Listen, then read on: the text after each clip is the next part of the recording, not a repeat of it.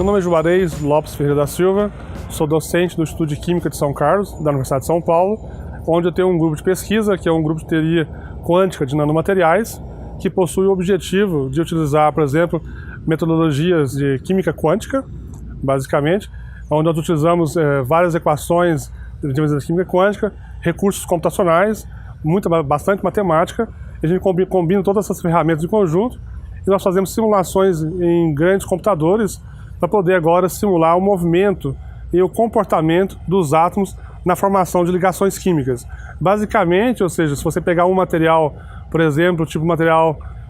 2D, bidimensional, tipo grafeno, por exemplo, ou materiais calcogenetos, por exemplo, a gente estuda como que as suas propriedades dependem da sua estrutura molecular. Porque esses materiais eles possuem diferentes estruturas, por exemplo, podem ter estruturas hexagonais, que são materiais layers mesmo, e agora só que essas propriedades elas afetam as propriedades eletrônicas do material, e como que o material responde a estímulos quando você coloca, por exemplo, a interação com a luz, por exemplo, quando você coloca interações eletromagnéticas com esse material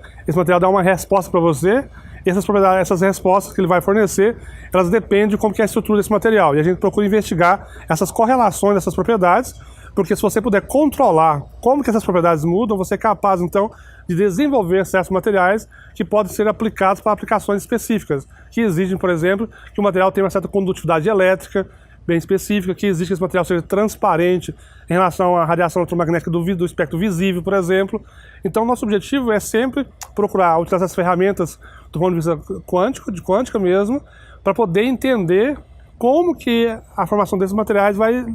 fornecer materiais com nossas propriedades. Então, no nosso grupo a gente investiga, por exemplo, materiais que vão desde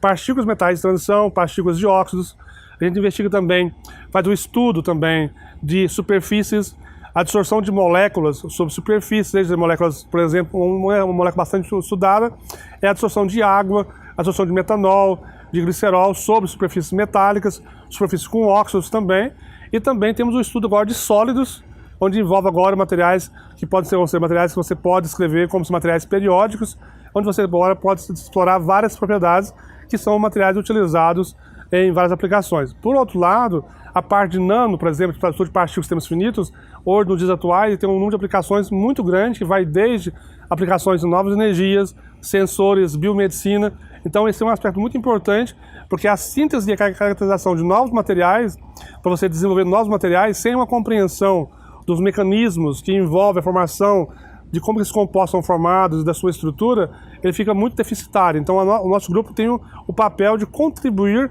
nessa direção. E no nosso grupo nós temos vários alunos de doutorado no momento, vários pós-docs, alunos de iniciação científica também e mestrado também. E isso estão todos localizados no Instituto de Química de São Carlos. No contexto de novas energias, o nosso grupo, por exemplo, na parte de nano,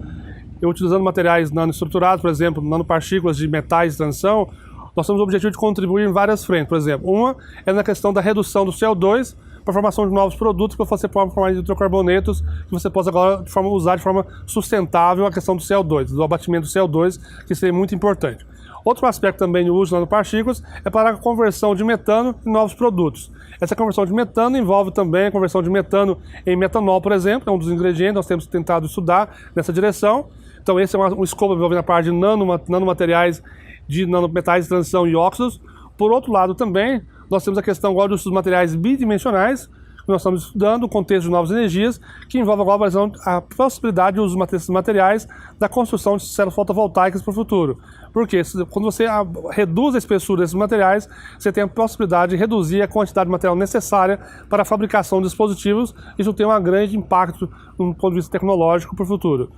Por outro lado também, nós estamos estudando bastante materiais, no caso,